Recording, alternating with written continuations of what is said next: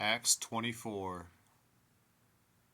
And after 5 days, Ananias the high priest ascended with the elders, and with a certain orator named Tertullus, who informed the governor against Paul. And when he was called forth, Tertullus began to accuse him, saying, Seeing that by thee we enjoy great quietness, and that very worthy deeds are done unto this nation by thy providence, we accept it always, and in all places, most noble Felix, with all thankfulness.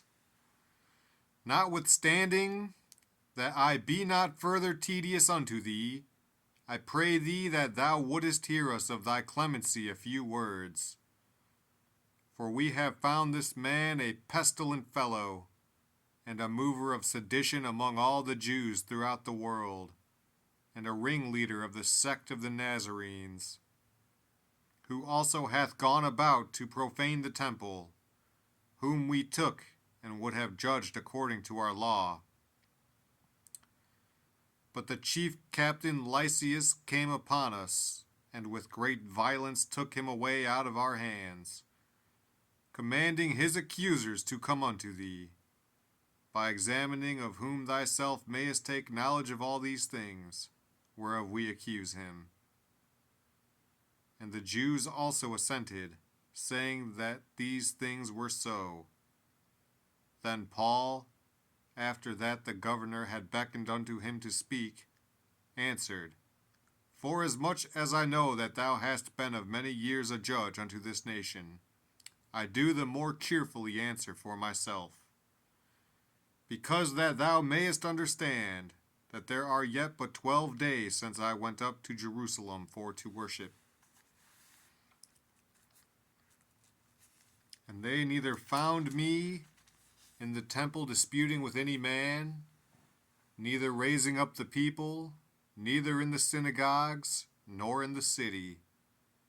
Neither can they prove the things whereof they now accuse me.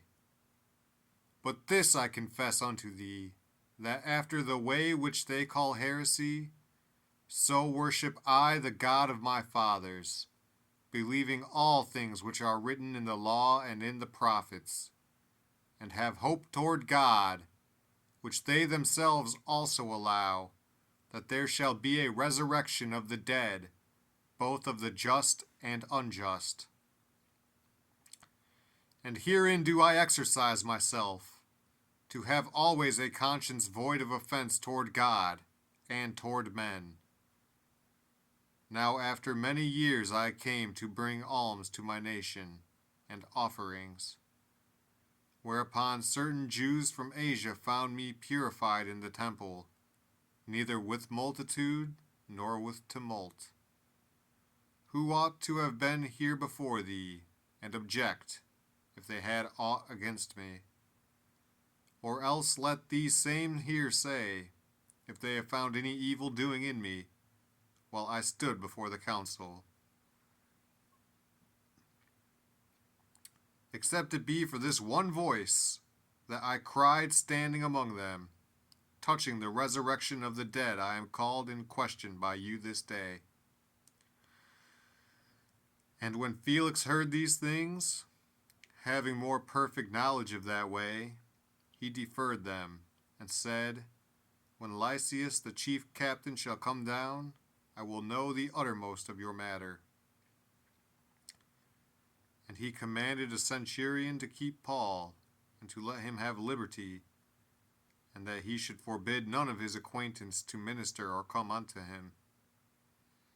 And after certain days, when Felix came with his wife Drusilla, which was a Jewess, he sent for Paul, and heard him concerning the faith in Christ. And as he reasoned of righteousness, temperance, and judgment to come, Felix trembled and answered, Go thy way for this time. When I have a convenient season, I will call for thee. He hoped also that money should have been given him of Paul, that he might loose him. Wherefore he sent for him the oftener, and communed with him. But after 2 years, Porcius Festus came into Felix's room. And Felix, willing to shew the Jews a pleasure, left Paul bound.